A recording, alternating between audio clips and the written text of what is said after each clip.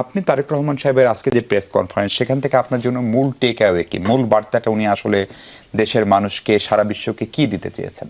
না, আপনি যদি এক কথায় বলেন যে রাজনীতির গুণগত পরিবর্তন এবং রাষ্ট্র ব্যবস্থাপনায় যে গুণগত পরিবর্তনের কথা বলা হচ্ছে, সেটি তিনি সম্পূর্ণভাবে ধারণ করে কথা বলেছেন।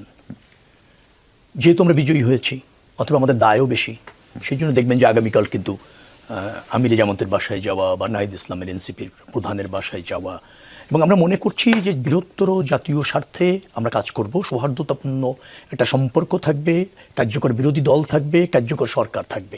এবার মনে রাখতে হবে, শুধু সরকারের দায় বিরোধী দলের উপর জবাব থাকবে না, সরকারকে নিজেকেও আইনসভার উপর দায় থাকতে হবে। কারণ সরকারি দলেরও অনেকেরও কথা বলার সুযোগ থাকছে, এবং সেও সরকারের কাছে জানতে চাইবে, নিজ দলের সরকারের কাছে। যার ফলে আমাদের রাষ্ট্রের তিনটি বিভাগ, ধরেন নির্বাহী বিভাগ, আইন বিভাগ, বিচার বিভাগ, তিনটি স্বতন্ত্রভাবে ফাংশন করছে। কারণ আইন বিভাগের কাজ হবে সরকার ঠিকমতো ফাংশন করছে কিনা সরকারকে জবাবদিহিতার মধ্যে রাখা। নির্বাহী বিভাগ এবং আইন বিভাগ আবার বিচার বিভাগের কাছে ওই দুই বিভাগ সঠিকভাবে ফাংশন করছে কিনা তারও একটা কিন্তু অবজারভেশনের মধ্যে থাকে। আর জনগণ তো আছেই, যেহেতু গ্রহণযোগ্য নির্বাচনের সার্বজনীন পথ আমরা নিশ্চিত করেছি যে 5 বছর শেষে ক্ষমতায় ছেড়ে আপনাকে নির্বাচন করতে হবে। যার ফলে জনগণের ক্ষমতায়ন যখন হচ্ছে নিশ্চিতভাবে, তখন কিন্তু রাজনৈতিক দলগুলি, সরকারি দল, বিরোধী দল, উভয় কিন্তু যথা উপযুক্ত ফাংশন করার প্রয়োজন রয়েছে।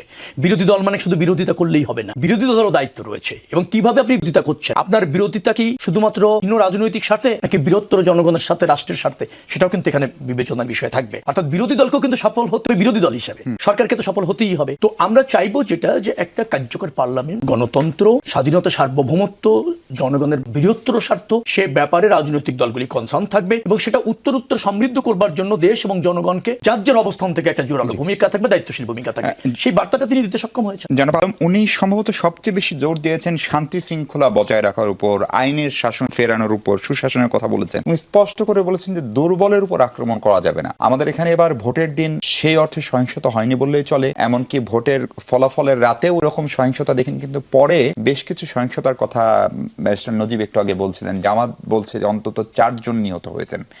ফলে আমি যদি ধরে নিই যারা নিহত হয়েছেন তারা রাজনৈতিকভাবে কম ভোট পেয়েছেন, বা তারা দুর্বল, বা তারা ধরেন মানে ধর্মীয়ভাবে মূল কি বলে ইসলাম ধর্মের অনুসারী না, অথবা তারা নারী, অথবা তারা পাহাড়ের মানুষ, দুর্বলের উপর আক্রমণ হবে না। তারেক রহমানের যে বার্তা উনি আন্তর্জাতিক গণমাধ্যম বা সারা পৃথিবীকে দিলেন, এবং তার বিপরীতে ডক্টর নজিব যে পরিসংখ্যান দিচ্ছেন অন্তত 4 জন নিহতের ঘটনা, আপনি সংখ্যা অনুপাত তুলনা করলে এটাকে কম প্রমাণ করতে পারবেন, এবং এটা যে কোনো সময়ের চাইতে কম খারাপ। কিন্তু একটি মৃত্যু কি প্রত্যাশিত? এবং এখানে বিএনপির কাছে মানুষের যে পাহাড় সম প্রত্যাশা, সেইটা খানিকটা মানে আপনার হতাশায় পরিণত হতে পারে কিনা? না, একটা মৃত্যু কাম্য নয়, কোনো সংঘাতই কাম্য, কিন্তু সব সংঘাতকে রাজনৈতিকভাবে বিবেচনা করাটাও একটা অন্য ব্যাপার। কারণ একবার একটা নির্বাচন হয়ে যাওয়ার পর যে সংঘাতগুলি বিচ্ছিন্নভাবে হয়েছে, প্রার্থী সমর্থক অথবা বংশগত অথবা আধিপত্য বিস্তার, এটা একটা জিনিস আছে অনাকাঙ্ক্ষিত। ডেফিনেটলি যারা করেছে তাদের বিচারের আওতায় আনতে হবে। বিএনপি এখনো সরকার গঠন করেনি, ডেফিনেটলি এই সরকারেরও দায়িত্ব রয়েছে সেটা তদন্ত করে এখনই ব্যবস্থা নেওয়ার, এবং তার প্রতি আমাদের পূর্ণ সমর্থন রয়েছে। নিশ্চয়ই বিএনপি সরকার গঠন করলে এটার উপযুক্ত তদন্ত করবে। এবং আরেকটা কথা বলা, নিহত অনাকাঙ্ক্ষিত কোনোভাবেই, কিন্তু নিহত হলেই কিন্তু দায় আরেকজনের হয়ে। অনেক সময় আত্মরক্ষার থেকে তো নিহত, কারণ আমি আক্রান্ত শিকার হয়েছি, আক্রমণের জন্য দায় ধরেন আপনারই ছিল, কিন্তু আপনি আক্রমণ করার পর হয়তো পাল্টা আক্রমণ আপনি নিহত হয়ে, এরকম কিন্তু হয়। সেই জায়গাগুলি মানে রাজনৈতিকভাবে না দেখে ঘটনার সত্যতা যাচাই করে তদন্ত সাপেক্ষে আইনের আওতায় আনা দরকার আছে। এত বড় দেশ, এত রাজনৈতিক উত্তেজনা, তার মধ্যে একটা নির্বাচন শেষ হয়েছে, কোনো জায়গায় কিছু ঘটনা ঘটেছে এরকম, কিন্তু যেভাবে বর্ণনা করা হচ্ছে জামাত ইসলামের পক্ষ থেকে, আমি যতটুকু জানি সেভাবে ঠিক না। আমাদের আরেকটা জিনিস করতে হবে, সেটা হচ্ছে যে ঘটনার বস্তুনিষ্ঠতা যাচাই করেই ব্যবস্থা নেওয়ার ব্যাপারে যদি আমরা সব দল মনোযোগী হই, তাহলে এই সংঘাত কিন্তু কমবে। কিন্তু আমরা যদি আবার রাজনৈতিকভাবে খালি দায় চাপানোর চেষ্টা করি যে আমরা নিহত হয়েছি দায় অন্য দলের, অথবা অমুক নিহত হয়েছে দায় অন্য দলের, তখন কিন্তু বিচারের বাণী নিবৃত্তে কাঁদে। আমি সেই জায়গায় যেতে চাইছি।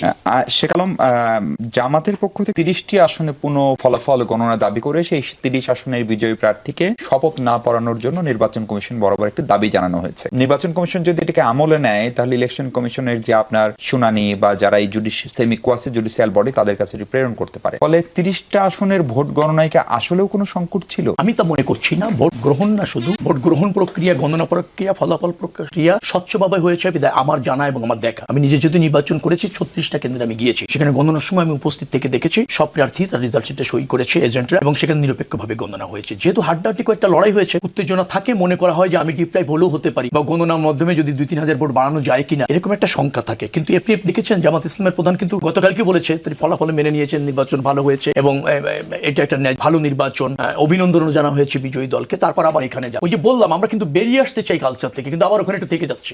মানে ক্ষমতার অংশ হওয়া বা নিজের আধিপত্য বা নিজের পরাজয়টাকে অন্য কোনো এক্সকিউজ দিয়ে বিতর্কিত করা যায় কিনা, অথবা দলের অন্যদেরকে মেসেজ দেওয়া যায় কিনা চাঙ্গাকার জন্য অথবা দলের সাথে থাকার জন্য ব্যর্থতার দায় নিতে না চাওয়া, এই কালচার থাকার থেকে এই বক্তব্য মনে করে যে জামাত ইসলাম সম্পূর্ণ বিরতি আসতে পারে। তারপর আমি বলি যে যেহেতু তারা সন্দেহ করে, তারা এই দাবি করতেই পারে, রাজনৈতিক দল হিসেবে এই দাবি করা খুব অযৌক্তিক বা অন্যায্য দাবি বিএনপিও কেউ চেয়েছে, ধরেন ঢাকার আমিনুল। না আচ্ছা, আমাদেরও আছে মানে কি যেখানে যেখানে কন্টেস্টে যে হেরেছে সেই প্রার্থী মনে করতে চায় না, মেনে নিতে চায় না যে এই কয়টা ভোটে হারার তো কথা না। আচ্ছা দেখি একটা চেষ্টা করি পুনর্গণনা হলে কিছু হয় কিনা, এই অবুঝ মনকে আপনি সান্ত্বনা দেবেন। আলটিমেটলি নির্বাচন কমিশন যদি দায়িত্ব পালন যেভাবে করেছে ডেফিনেটলি আস্থা রাখাটাই শ্রেয়। আমরা একটা ভালো নির্বাচন করেছি, একটা ভালো সরকার, বিরোধী দল। জামাত ইসলামকে অভিনন্দন, অনেক ভালো তারা করেছে। ফ্যাসিবাদের পতনের পর একটা রাজনৈতিক শূন্যতা তৈরি হতে পারে বলে যে শঙ্কা ছিল, তার থেকে উত্তরণের একটা সুযোগ আমাদের হয়েছে। ধরেন জামাত এনসিপি জোট বেশ ভালো করেছে। এই অগ্রযাত্রার প্রতি এবং মানুষের প্রতি আস্থা রাখতে হবে। আমাদের মানুষ অকুণ্ঠ সমর্থন দিয়ে, রায় দিয়ে, আস্থা দিয়েছে আর রেখেছে। ডেফিনেটলি সেভাবে আমরা রাষ্ট্র পরিচালনা করতে